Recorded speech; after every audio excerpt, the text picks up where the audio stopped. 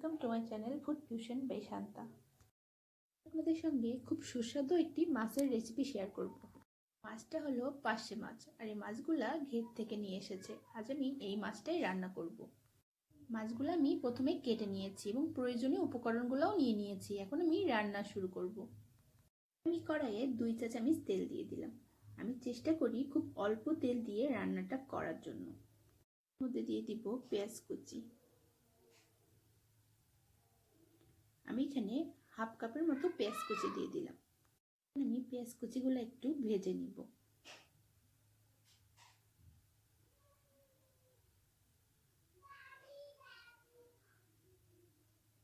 এখন আমি এর মধ্যে দিয়ে দিব রসুন বাটা 1 চা চামচ, আদা বাটা দিয়ে দিব হাফ চা চামচ। আবারও ভালোভাবে নেড়ে চেড়ে কষাবো।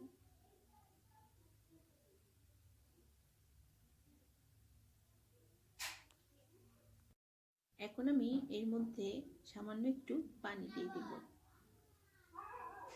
দিয়ে মশলাগুলো নেড়ে চেড়ে কষাবো। তারপর আমি এর মধ্যে দিয়ে দিব লবণ স্বাদ মতো, আর দিয়ে দিব হলুদের গুঁড়া 1 চা চামচ।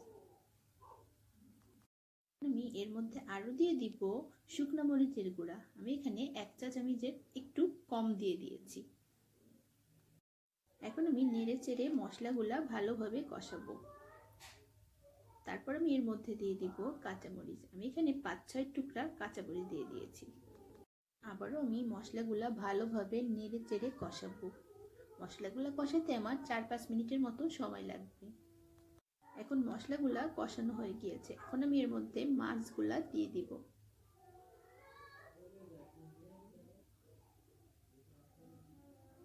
এভাবে মাছের টুকরাগুলা দিয়ে একটু উল্টে পাল্টে মশলার সঙ্গে মিশিয়ে দিব। একে একে আমি সবগুলা মাছই দিয়ে দিব।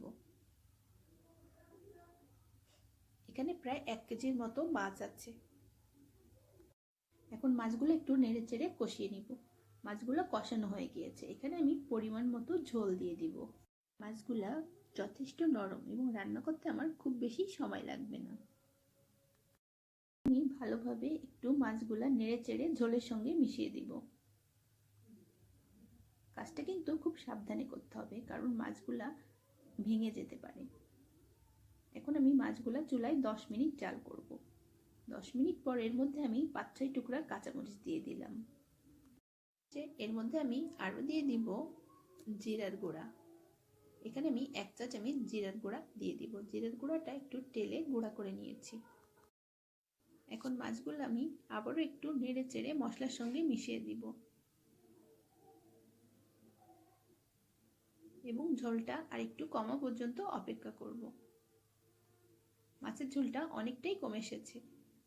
চুলায় আমি আর 2-3 মিনিটের মতো রাখবো। তারপর আমি এটা নামিয়ে ফেলবো। এই পর্যায়ে আমি চুলা থেকে এটা নামিয়ে নিব। তারপর এটা পরিবেশন করব। তৈরি হয়ে গেল আমার পার্শে মাছের ঝোলের রেসিপি। আমার রেসিপি যদি আপনাদের ভালো লেগে থাকে অবশ্যই আমার চ্যানেলটি সাবস্ক্রাইব করবেন। আর সবাই ভালো থাকবেন। আল্লাহ হাফেজ।